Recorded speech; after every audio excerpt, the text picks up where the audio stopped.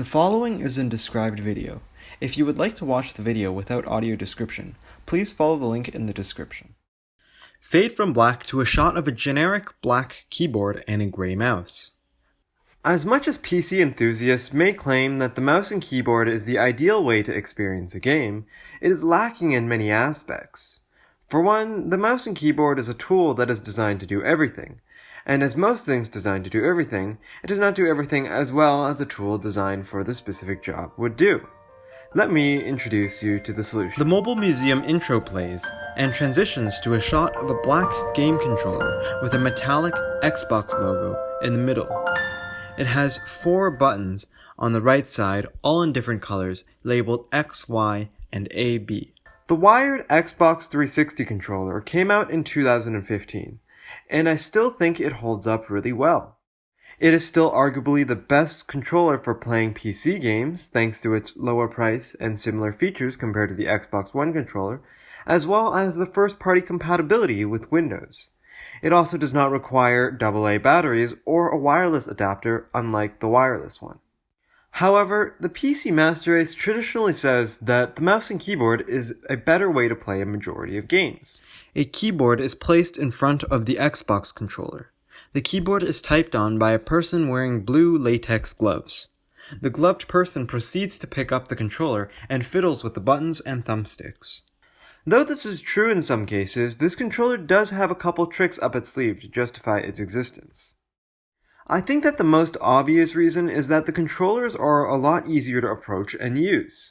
First, it has a lot less buttons to figure out, and usually, for most games, every button has a purpose. For keyboards, there are just way too many buttons to press, and most of them don't do anything.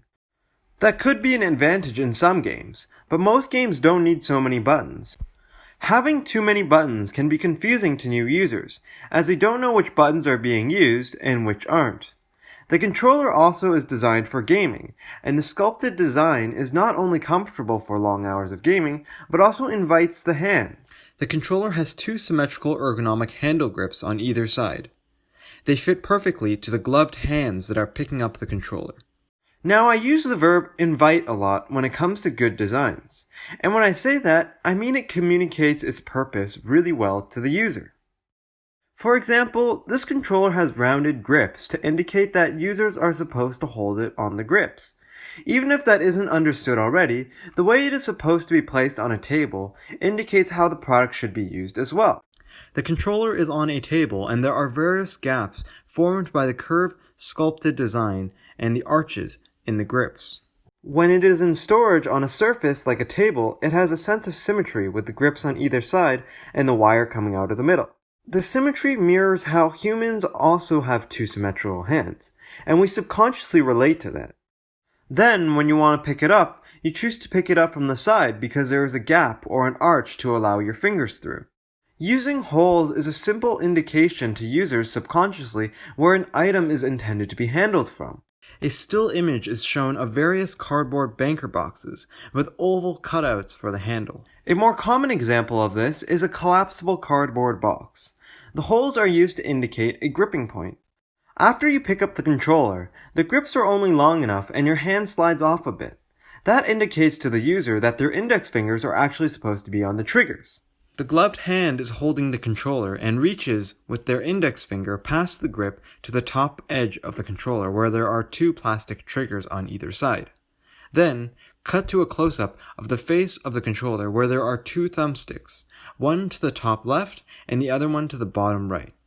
Even using the word trigger and having them shaped like actual triggers informs those who understand the concept of triggers to relay that same idea to their usage onto this product. Finally, our thumbs have no place to rest, so concaves are put on the thumbsticks to cradle the thumbs. Though some may argue that the mouse and keyboard are used already every day and that makes them familiar, I would say that they are used for a different purpose. Especially the keyboard. The gloved hands switch their fingers from using the WASD position on the keyboard to a typing position with the fingers on the home row. It is normally used for typing, and one would ideally have their fingers on the home row, but when gaming, most people have it on the WASD keys, which may be foreign to some. I think that the controller has an advantage over the mouse and keyboard for being fundamentally more user-friendly to most people for gaming. But does it have anything to offer for the more experienced gamer? A transition plays to the gloved person moving the mouse around the table. The mouse and keyboard are versatile and precise, but they do lack in a couple of areas. First, the keyboard is great because it features many buttons which can be mapped to many different functions. But all those are still buttons. They are all on and off inputs. This means that if you are driving a car and you want to brake only a little, you would not be able to communicate that to the game. You cannot press the button halfway and only brake half as hard. The gloved person is shown playing a racing game on a laptop while using a controller. Or if you wanted to sneak using your character, you can't press the walk button slightly and expect the in-game character to move slightly slower. There are workarounds, but they don't capture the experience as well. With the analog triggers on the Xbox 360 controller, it makes it easy to control braking and acceleration in racing games. The thumbsticks are also great because if you want to make a slight adjustment while steering, the stick can be moved slightly, rather than the all-or-nothing nature of the buttons on the keyboard. The gloved person carefully drives through a street in the racing game while using the thumbsticks. In terms of the mouse, though, it destroys the controller in every way when it comes to precision. But the controller's thumbsticks are also able to input repeated motions. The laptop switches from a racing game to a first-person shooter. For example, if you're playing a first-person shooter and you wanted to turn around, on the mouse you would have to move it in one direction, then lift it up, and then move it more so you have more room to move the mouse.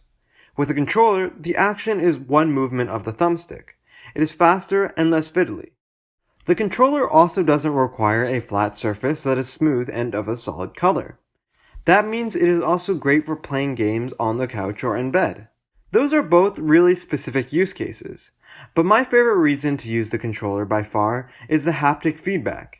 It adds a whole new dimension to some games and changes the way I interact with others. The game being played changed once again to a driving game where the gloved person is driving an off-road SUV on a bumpy trail. The game shows the car suspension navigating through the branches and ditches. With horror games, the vibration really enhances the scare, and with first-person shooters, it lets you feel every bullet. When driving in games, it also allows you to feel every bump or feel the impact of a crash. It adds a whole level of immersion that simply cannot be effectively replicated on a mouse and keyboard.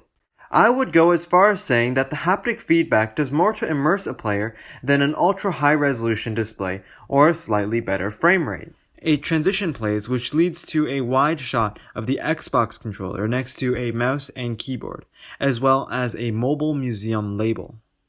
The Xbox controller is shown from different perspectives. I think it is easy to see now why an Xbox controller is essential for any self-respecting gamer. Though it may not be better than a mouse, it really adds a lot to the gaming experience, and it can do what a mouse and keyboard never could. I believe that the fundamental design of a controller and its ability to feel welcoming to its users is unique, and not easy to do from a design perspective.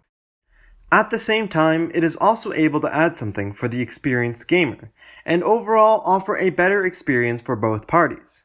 Its ability to do both allowed it to be a good foundation for many games and is a demonstration of the skill of the designers at Microsoft. Fade to Black.